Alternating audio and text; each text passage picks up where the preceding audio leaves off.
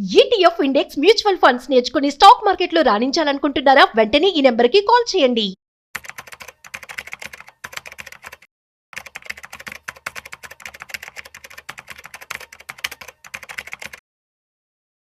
నమస్తే, నేను జీవి సత్యనారాయణ.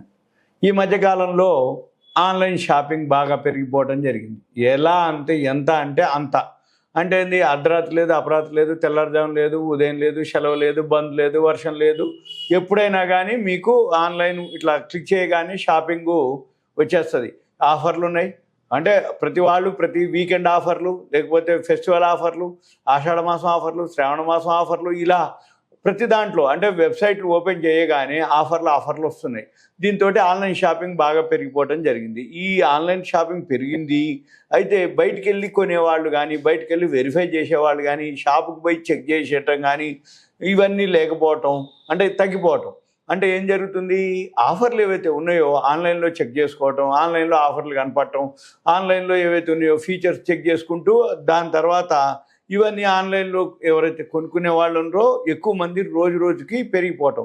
అంటే ఆండ్రాయిడ్ ఫోన్లు అనుకోండి, ఈ ఇంటర్నెట్ ఛార్జెస్ తగ్గిపోవటం, ప్రతి వాళ్ళ ఫోన్లో ఏదైతే యాప్లు డౌన్లోడ్ చేసుకోవటం, వాటితోటి ఈ ఆన్లైన్లో కొనుక్కునే వాళ్ళ సంఖ్య బాగా పెరిగిపోవడం జరిగింది.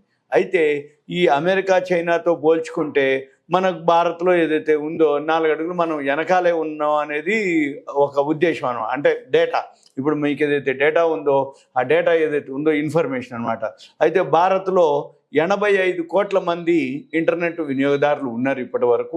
ఈ 85 కోట్ల వినియోగదారులు 20-20% మాత్రం ఆన్లైన్ కొనుగోలు చేస్తున్నారని గ్లోబల్ కన్సల్టెన్సీ సంస్థ మెకన్సీ వెల్లడించడం జరిగింది. ఇది ఇప్పుడు డేటా అనమాట. ఆ డేటాతోటి చేయడం జరిగింది. అంటే రాబోయే రోజుల్లో భారత్ ఈ కామర్స్ ఏదైతే ఉందో రంగం గణనీయమైనటువంటి వృద్ధి సాధించడానికి అవకాశం ఉంది అని అంటే పెరిగిపోతున్నారు రోజు రోజుకి. ఎలా ఏంటిదంటే ఆన్లైన్ షాపింగ్ చేసేవాళ్ళు, అంటే చిన్న చిన్న పిల్లలు కూడా, అంటే ఇప్పుడు స్కూల్కి పోయినప్పుడు ఆటోమేటిక్గా నర్సరీ, ఎల్కేజీ తర్వాత నుంచి అప్పటి నుంచే సెల్ ఫోన్ యూజ్ చేయడం ఇంట్లోనే మొదలవుతుంది. దాంతో ఈ ఆన్లైన్ షాపింగ్ చేసేవాళ్ళు పెరగటం, దీంతో ఇప్పుడు అంటే రాబోయే రోజుల్లో ఇంకా పెరిగే అవకాశాలు ఉన్నాయని ఈ గ్లోబల్ కన్సల్టింగ్ సంస్థ మెకన్సీ వెల్లడించడం జరిగింది.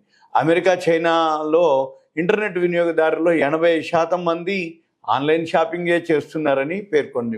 మన దేశంలో 20-20%.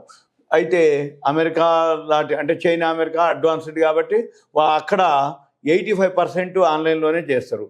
అయితే మన దేశంలో కూడా గత కొన్ని సంవత్సరాలుగా భారత్లో ఆన్లైన్ షాపింగ్ చేసే వాళ్ళ సంఖ్య ప్రతి రోజుకి భారీగా పెరిగింది అనేది వాళ్ళ యొక్క డేటా అనమాట. ఈ కామర్స్ ఇన్ ఇండియా, అంటే ఈ కామర్స్ గురించి అంటే రోజు పెరిగిపోతున్నారని.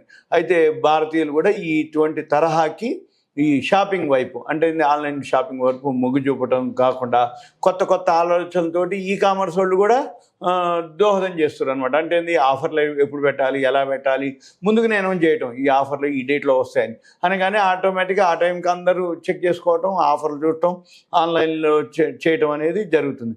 అంటే ఇప్పుడు ఒక్కొక్కళ్ళ కాంపిటీషన్. ఇప్పుడు నిమిషాల వ్యవధిలోనే వస్తువులు ఇంటికి తెచ్చిచ్చే క్విక్ కామర్సు చాలా అయినాయి అనమాట. అందుకు అదే అనమాట బాగా పెరగడానికి రీజన్ ఏంటిది అంటే 10 నిమిషాల్లోనే ఇప్పుడు చాలా కంపెనీలు ఉన్నాయి, యాప్లు ఉన్నాయి. మనం ఆర్డర్ పెట్టి అనే లోపలనే 10 నిమిషాల్లో మన ఇంటికి సామాన్లు సరుకులు తెస్తుండ్రు అనమాట. అంటే దీంతో క్విక్ కామర్స్ వేదికలు దీనికి ఇదే నిదర్శనం అని చెప్పటం. అయితే 2023 నాటికి దేశ రిటైల్ అమ్మకాల్లో ఈ కామర్స్ వాటా 7-9% ఉంటే అది 2030 నాటికి రెట్టింపు అవుతుందని చెప్పేసి వాళ్ళు అంచనాలు వేయటం జరిగింది. ఇదంతా మీకు ఒక రాబోయే రోజుల్లో ఈ కామర్స్ ఏదైతే ఉందో అది ఇంకా వృద్ధిలోకి ఉంటుంది. ఇప్పుడు ఆన్లైన్ షాపింగ్ చేసే వాళ్ళు ఇంకా పెరుగుతారు అనేది దీని యొక్క సారాంశం. ఇదంతా మీకు ఇన్ఫర్మేషన్ మాత్రమే. Thank you. సెలవు.